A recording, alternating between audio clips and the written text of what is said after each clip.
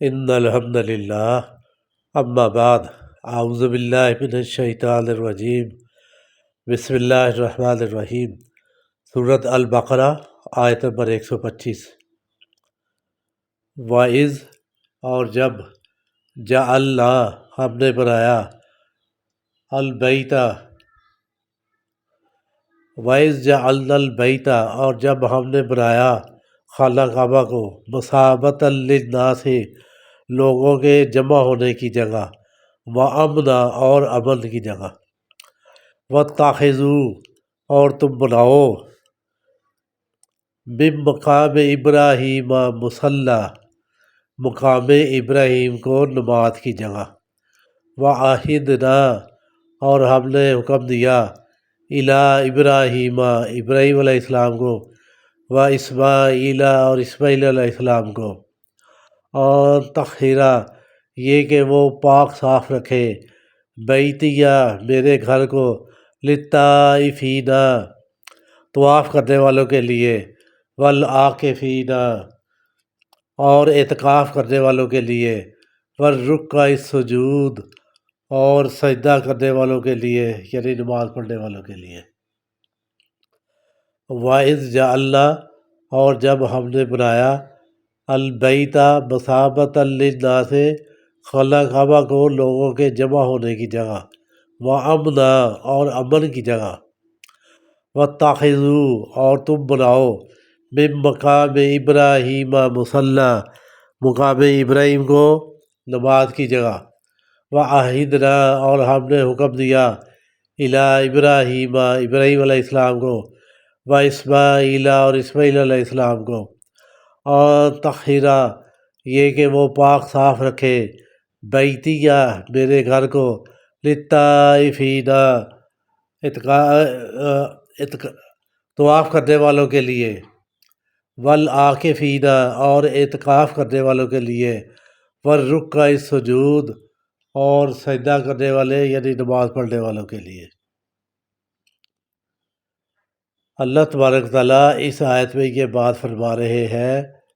کہ ہم نے خانہ کعبہ کو لوگوں کے جمع ہونے کی جگہ بنایا اور امن کی جگہ۔ یہ امن کی جگہ ایسے ہے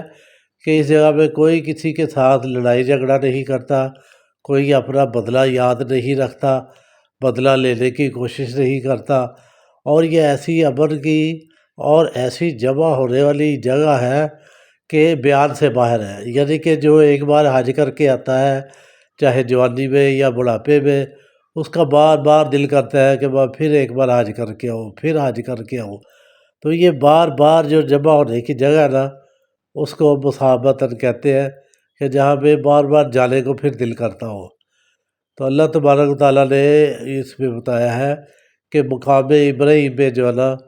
وہ آپ اس کو نماز کی جگہ بنائیں، ادھر نوافل ادا کریں،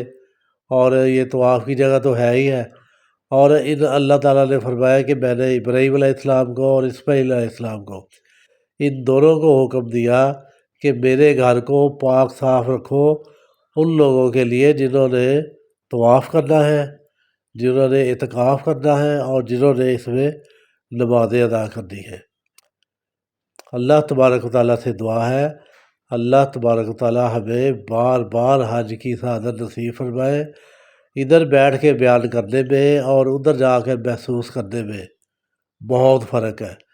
اللہ تعالیٰ ہمیں یہ فرق خود دیکھنے اور محسوس کرنے کی جو ہے نا وہ توفیق دے اور ہماری کایا پلٹ دے۔ دوسری بات یہ اہم بات یہ ہے کہ ذی الحجہ کے جو ہے نا یہ پہلا عشرہ یہ شروع ہو گیا ہوا ہے، بہت قیمتی ہے یہ دن سارے کے سارے۔ ان میں اللہ تبارک و تعالیٰ کی یاد رکھنی، اللہ کا ذکر کرنا، نمازوں کی پابندی کرنی، نوافل، تہجد، صدقہ خیرات، بلکہ نیک اعمال، اپنے عزیزوں اقارب کی جو ہے نا ان کی دل جوئی کرنا، ان کے ساتھ تعلقات جوڑنا، ان کے دکھ درد میں کام آنا، کسی کی تکلیف میں کام آنا، صدقہ خیرات کرنا، کوئی ایسا مریض جو صدقہ خیرات کا حقدار ہے اس کو جا کے اس کا حق دینا، اور یہ سارے جو ہے نا نیک اعمال رمضان اس میں روزے رکھنا، نفلی روزے رکھنا،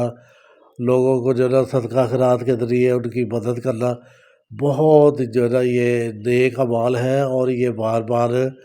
ان کی طرف اللہ نے اور اللہ کے رسول نے دھیان دلوایا ہے۔ ان کو ہمیں ان دنوں میں یاد رکھنا چاہیے۔ نیک اعمال جتنے زیادہ کریں گے اتنا ہی جو ہے نا ہم اللہ کے جو ہے نا قریب ہوتے جائیں گے۔ دعاؤں میں یاد رکھیں، نیک اعمال میں، اور باقی اپنی صحت کا بھی خیال رکھیں،